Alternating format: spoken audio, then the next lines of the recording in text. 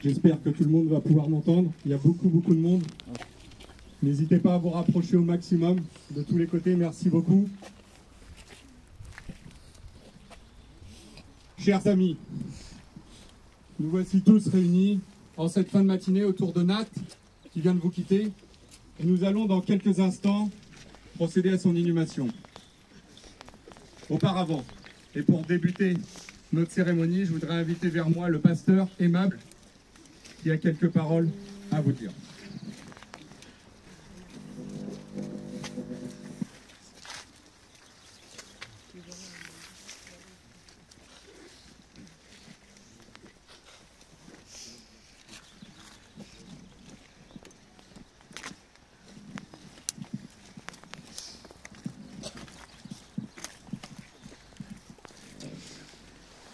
Alors c'est très difficile en ces jours, et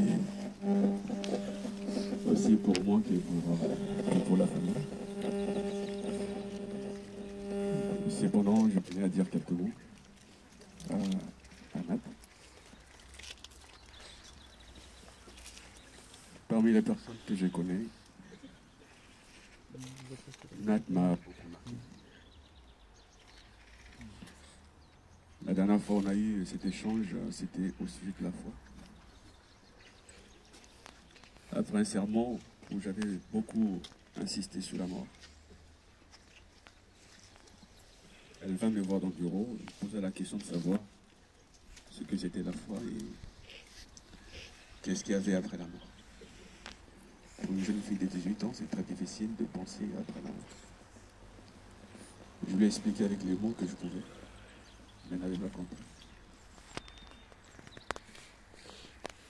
Alors, puisqu'elle attendait que j'arrive à l'hôpital, et c'est ces jours-là, elle souhaitait prendre une glace à Gandaz, Macadamia. On s'est dépêché, sa mère et moi, parce que mon épouse, pour lui trouver une glace. Et ces jours-là, elle a pris sa glace, elle était très en forme, comme si elle n'avait jamais été malade. Et elle a commencé à parler, à parler, à parler, à parler sans arrêt.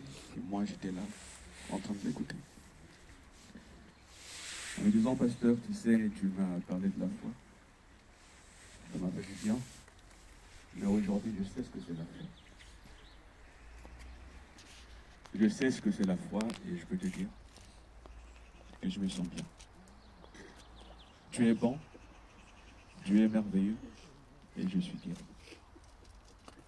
Alors qu'il est allongé. Je suis en paix. J'ai la joie. Et j'étais là, je l'ai regardé. J'ai dit, Nat, je suis fier de toi. Tu as compris ce que bon nombre d'entre nous qui sortent dans l'église pendant des années n'avons pas encore compris. Nat, sur le lit de l'hôpital,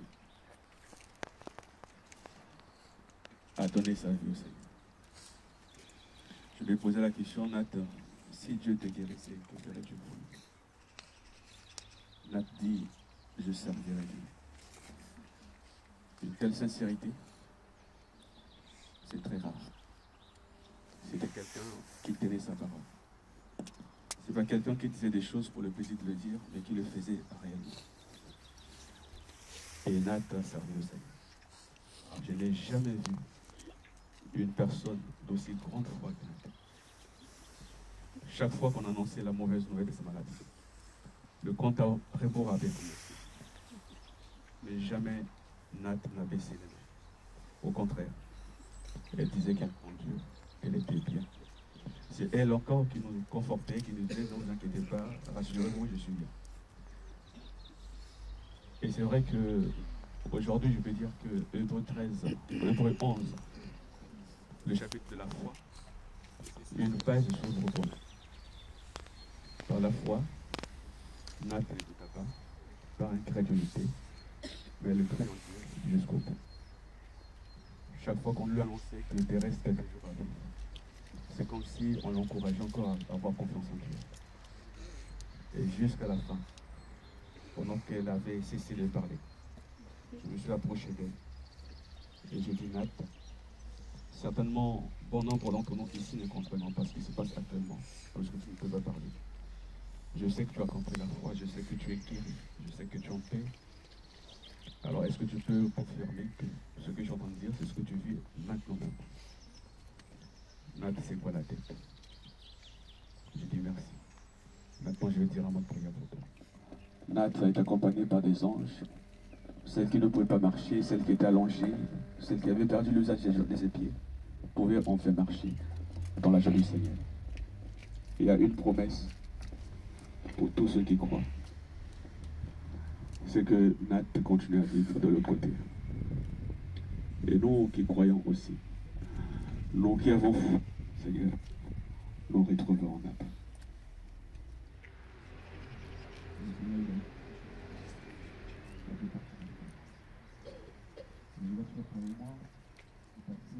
Un jour, je suis sorti de la salle de l'hôpital en tout commencer à partir par la porte pour traverser le couloir.